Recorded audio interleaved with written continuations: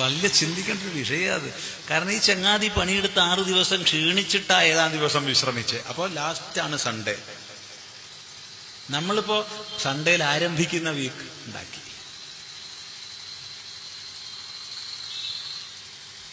തമാശയെന്ന് ആരും വിചാരിക്കരുത്. ഈ 6 ദിവസം പണിയെടുത്ത് 7-ാം ദിവസം വിശ്രമിച്ചു എന്നാ ബൈബിള്. അതാണ് ഹോളിഡേ. എന്നിട്ട് മാത്രമല്ല, അവൻ അവിടെ ഇരുന്ന് ഇങ്ങനെ നോക്കുക നമ്മൾ ചെയ്യുന്ന പുണ്യം പാപമൊക്കെ. എന്നിട്ട് പാപം ചെയ്യുന്നവർക്ക് നരകമാ, പുണ്യം ചെയ്യുന്നവർക്ക് സ്വർഗമാ. എന്നിട്ട് ചങ്ങാതിക്ക് ഇത് മര്യാദയ്ക്ക് നടത്താൻ കഴിയാണ്ട് വരുമ്പോൾ ഓരോ പ്രവാചകന്മാരങ്ങനെ പറഞ്ഞയക്കുക. ഇതൊക്കെ വിശ്വസിച്ചോ, ഇതൊക്കെ വിശ്വസിച്ച് ജീവിച്ചാൽ നിനക്ക് സ്വർഗം. ഞാൻ തയ്യാറില്ല വിശ്വസിക്കാൻ. നരകം, സമാധാനം. എന്തുകൊണ്ടെന്നാൽ സ്വർഗത്തെപ്പറ്റി പറഞ്ഞിവിടെ നരകമാക്കിക്കൊണ്ടിരിക്കുക.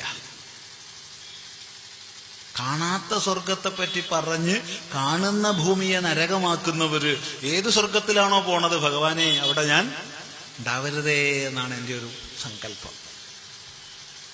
തമാശയെന്ന് വിചാരിക്കരുത്. ഇത് വിശ്വാസത്തിന്റെ വിഷയമല്ല, ഇത് അറിവിന്റെ വിഷയമാണ്. അതുകൊണ്ട് തന്നെ സനാതന ധർമ്മം വിശ്വാസത്തിൽ അധിഷ്ഠിതമല്ല, അറിവിൽ അധിഷ്ഠിതമാണ്. വേദോഖിലോ ധർമ്മമൂലം. ധർമ്മത്തിന്റെ മൂലം വിശ്വാസമല്ല, വേദമാണ്. വേദം എന്നാൽ അറിവാണ്. അതുകൊണ്ട് വിവേകാനന്ദ സ്വാമികൾ ആവർത്തിച്ചാവർത്തിച്ചു പറഞ്ഞു, ഈ വേദത്തെ സമൂഹത്തിൽ പ്രചരിപ്പിക്കൂ. ശരിയായ ബോധം, ശരിയായ അറിവ്, ആ അറിവിൽ നിന്നുണ്ടാവുന്ന ആചരണം, അതാണ് നമുക്ക് വേണ്ടത്.